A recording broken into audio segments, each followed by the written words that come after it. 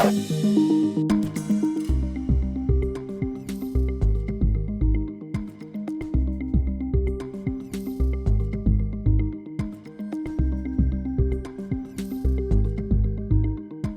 now, from the CFTK-TV studios, this is Open Connection with your host, Robert Pictou.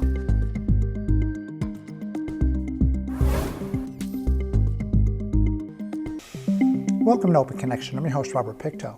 John James Audubon's Birds of America is a portal into the natural world. Printed between 1827 and 1838, it contains 435 life-size watercolors of North American birds, all reproduced from hand-engraved plates, and is considered to be the archetype of wildlife illustration. On today's Open Connection, we open our archives to reading this story of a Telkwa painter.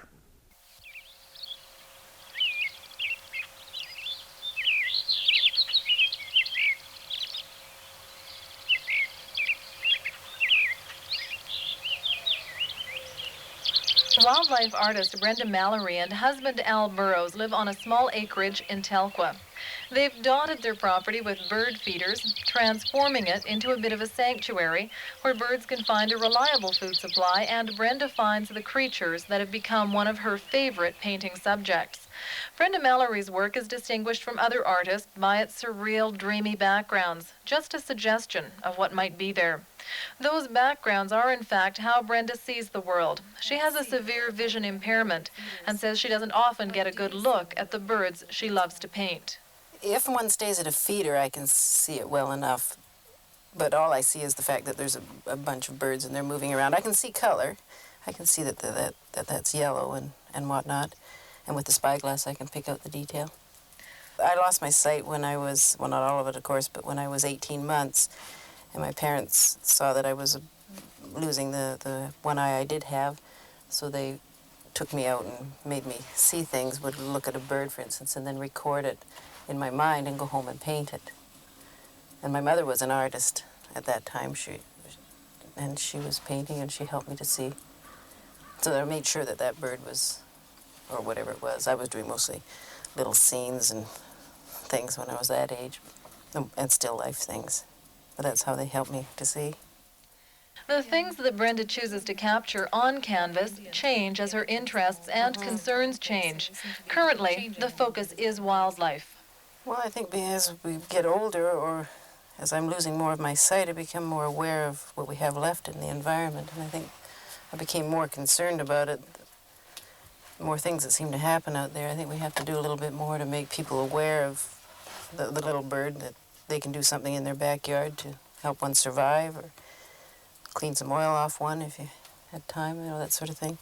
And I've become very concerned and hope that the paintings help somebody else see the things that I'm missing. It's kind of a timely comment about cleaning some oil off. When you hear about those types of things, I mean, the reaction has to be bad, but what do you feel when you hear about the Valdez type of thing? Well, I get blasted angry, I think, is the biggest thing. I'm really, really angry, and I don't know what people like me can do except keep painting and hope that just because you see a whale or whatever it is I've painted, you can maybe appreciate the fact that some still survive. If we don't stop what we're doing, there's nothing going to be left. So keep painting, and somebody will say, gee, that's nice. I wouldn't mind having one of those to see again. And it might not happen for that much longer if we're not careful. Sometimes I feel I see more than people that are fully sighted, because you're not looking for the things I'm looking for. You take it for granted more. Not you personally, of course, but people just seem to take things for granted, that those birds are there, or gee, there goes a moose, big deal. But I have to really look for it. Being visually handicapped makes Brenda keenly aware of the privilege of sight and gives her the desire to record what she sees while she still can. But it makes the way she works different from the way that others do. When I begin, I have the board like this, and then I put lots of water on and start with a really big brush like this. I use this big thing, if I can get it out of there, and slap water all over, and then I progressively get down to smaller brushes like this to get all this color in and throw the color on, because that's how I see things, is like this. When I look out the window, the world looks like that. Then as I draw the birds on, and then I get down to brushes this size to do that, and then down to this size. And when I get right to the end, I use the magnifying glass to do any detail on here, like so. I didn't really want that color, but that's how I would have done it. Open Connection will be right back after these messages. And now, from the CFTK-TV studios, this is Open Connection with your host, Robert Pictou. Thanks for staying with us. Tempera, also known as egg tempera, is a permanent, fast-drying painting medium consisting of colored pigments mixed with a water-soluble binder medium, usually glutinous materials such as egg yolk. Let us return to the archives as Brenda Mallory shares what happened when she tried to paint with tempera. So I can magnify the end of the brush, because without any depth perception, I don't know where I'm at usually. I've never been able to work outside because, getting the light right and doing a lot of people do work outdoors. I don't know how they do it. I tried it once. I thought I'd try some work with egg tempera since my mother used to work in that, and I mixed up the egg yolk and went out and started to do my thing and turned around and the cat had eaten it all, so I decided that perhaps I'd stay in, and the flies were skimming around on the top of it. In the north, there's so many mosquitoes and things, I just gave up. Is this your medium of choice then, using watercolor?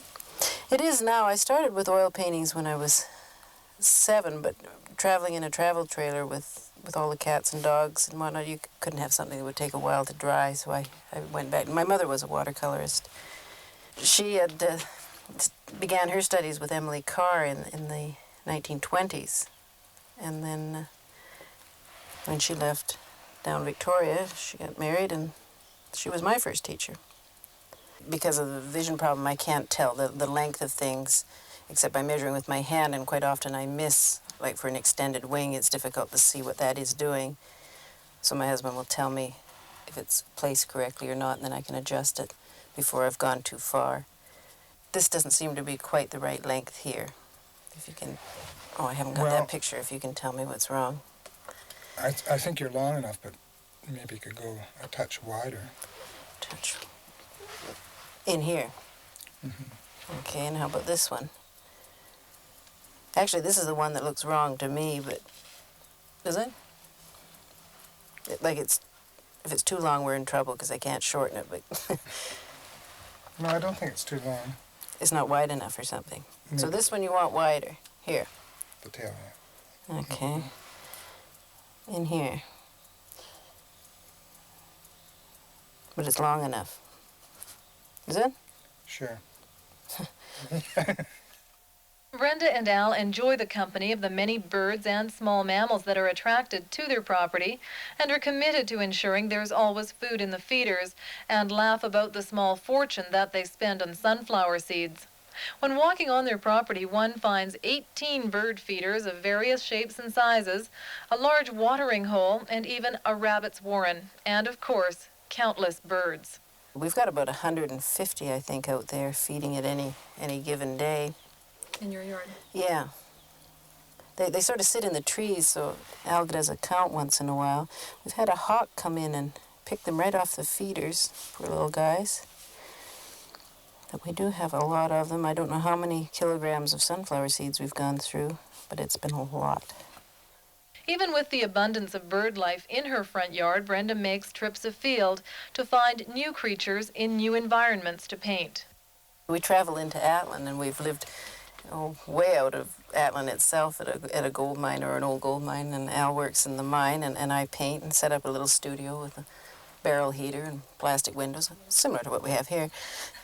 And we did that 5 years in a row. Did some winters and some summers, and then we go back to the coast, and I collect information and data from the things down there back in my hometown.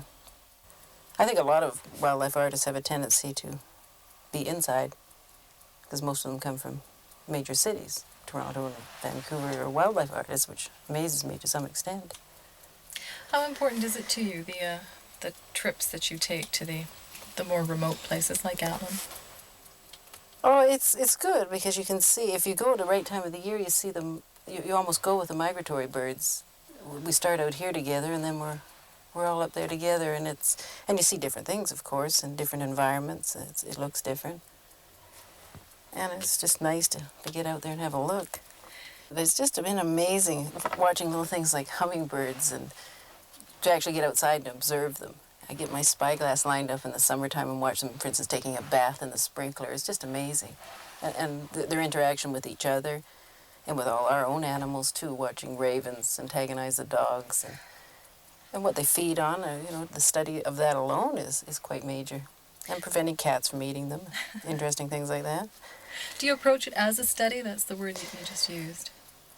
I think so, because I don't think you could be fair to this bird, for instance, and not understand why it's reacting to its environment the way it is. You know how this bird is nattering away at that one when they get aggressive at breeding time, which now is happening. If you don't study them, you're just painting birds, period. Brenda's interest in animals extends into her home, where a friendly young cat can be found playing on her painting table or just having a bite to eat in the food that's provided there. Of the cats and dogs that have found a home with Brenda and Al, some have been rescued from a less than rosy fate.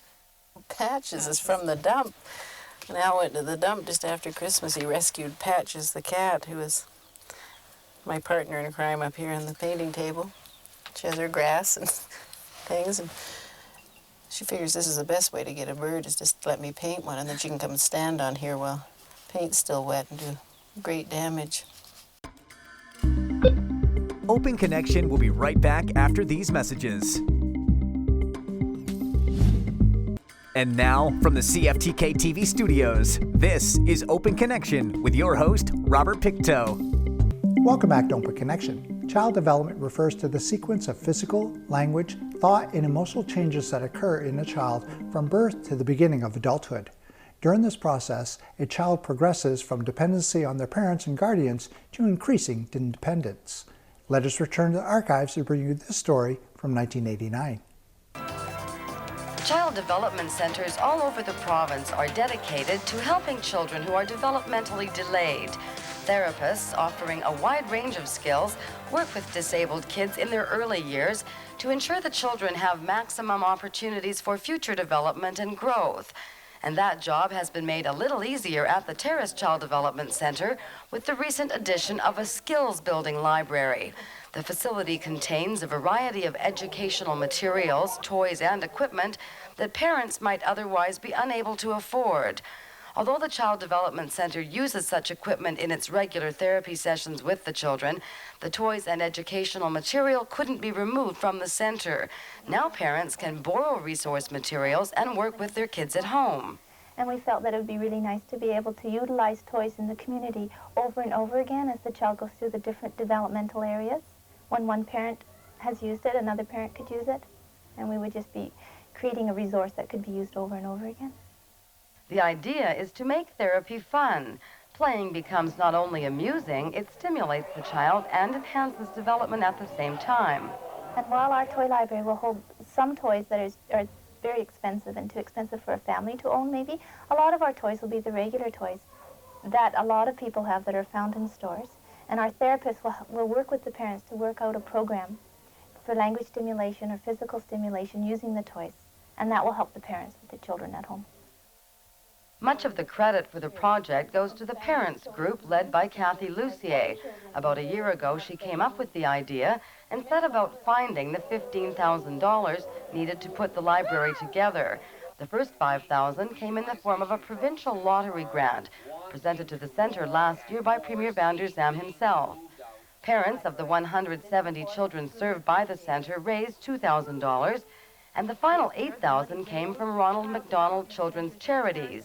At a ceremony in early May, Terrace McDonald's owner Malcolm Hillcove presented the center with the check that made it possible to complete the project, and the library was declared officially open. Ronald McDonald Children's Charities is an organization with a very simple objective: to help children in need. It's a national nonprofit foundation, and it's committed to assisting organizations and individuals whose programs are community-oriented and focus on improving the quality of life for children and families of children with cancer and life-threatening or chronic illnesses. And whether Northwest residents know it or not, they too have played a part in breathing life into the new library. Some of the money raised during McHappy Days goes to Ronald McDonald Children's Charities, which in turn donates funds to various causes. And it's donations like this that made it possible for the Child Development Center to get its new library up and running in only 1 year. It's been really nice. The community and the province have been quite behind us. So are you pleased when you heard that McDonald's was going to come through with the final $8,000? Oh, we were really elated. Although most of its funding comes from the provincial government, the Child Development Center is still faced with raising about 20% of its expenses locally. Hayes says the center owes a lot to the community as well as its volunteers.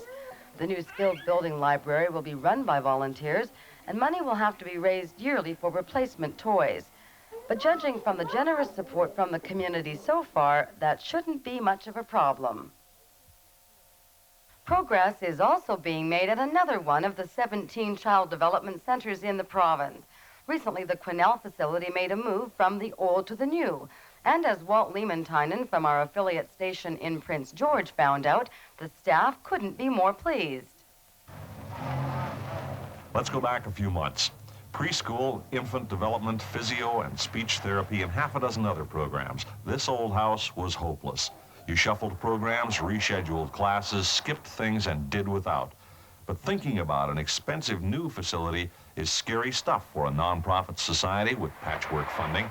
Ask the lady who was president of the board at the time, about 18 short months ago. It is a big gamble for a small city and for with a small budget to start with, and we had no idea where we were going to get the money from. We knew where we could try to get it from, but we weren't sure where it was going to come from. So it was a big project. What was the motivation to take that leap? Desperation. We had grown out of our last centre. We really needed a new facility, and it was obvious we were being compromised time and time again by the need for a new centre. And I think that just the fact that we had to have somewhere new made us launch ourselves upon this. But launch they did, and Denise Saunders was part of a proud community April 28th. As the association's first president, Mary Gratnitzer, and one of its first clients, Billy Smith, cut the ribbon for a $425,000 facility created for the children with a bunch of help from their friends and a cash outlay of just $280,000. Open Connection will be right back after these messages. And now, from the CFTK-TV studios, this is Open Connection with your host, Robert Pictou. Children with special needs may have a variety of conditions that may affect their physical, communication, intellectual, emotional, social, and/or behavioral development. In this final segment of Open Connections, let us return to the archives to discover how Morse code is helping children communicate. Billy, who has learned Morse code to translate through these headsets onto his computer, said thank you. The association's been around since 1976, providing services to the families of over 100 area children with special needs. All kinds of services for children delayed or at risk of being delayed in their development. And the kids were in, around, and over everything throughout the opening ceremonies. After all, they are what it was all about. Welcome to the official opening of Speaker after speaker noted the contributions of various people and organizations that helped make the new center happen. I won't try to list all the names because there are hundreds and I'd miss some. Besides, they know who they are, and the object of this exercise is just to point out by example the positive things that can happen when a community gets its act together. If it wasn't for the community of Quesnel and the support they have given us, whether it was a mother baking a batch of cookies for volunteer workers or those volunteer workers painting, it would not have been done. We received some generous grants from societies and from CKPG Telethon, which was just fabulous, but it took all the man hours to get it to where it is today. Hey, sweetheart. Young R.J. Daniels and Catherine Hay pulled together to bring a thank you to the Jehovah's Witness community. which, after selling their old hall to the center, then volunteered over 1,700 man-hours to gut the old building, sawdust, shiplap, gyprock, and all, and rebuild it completely inside to the center's specifications and to paint-ready status. The witnesses' representatives said they enjoyed doing it, and it's part of the package. Isn't that nice?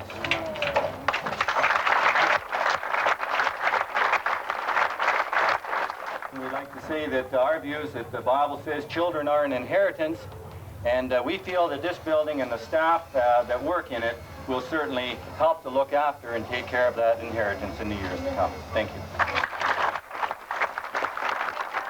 I think many of our citizens realize it could be their child, their grandchild, their niece, their nephew that may need our services. And the Child Development Center has a high profile.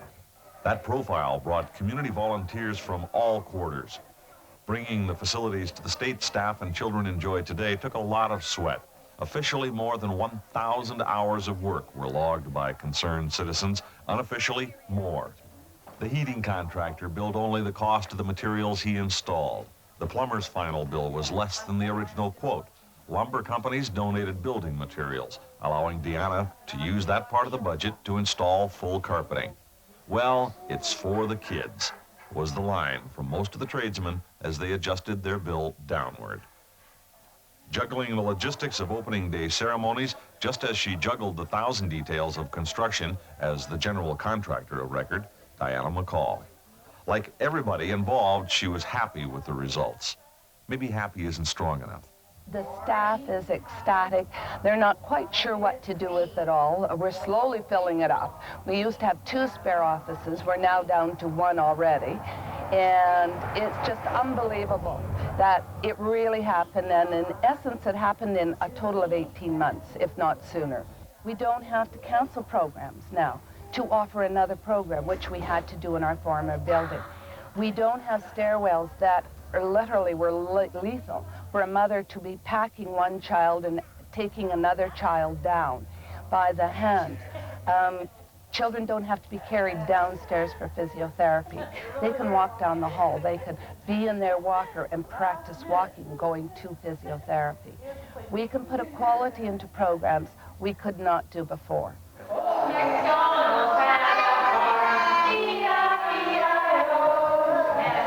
All this exuberance is tempered with the knowledge that operating costs will be increased with the new facility: heat, power, general overhead. While services are not immediately expanded, they are more consistent and effective. Oh, I should con you into a T-shirt. Oh, a T-shirt? Oh, with a crest on it, or a sweatshirt.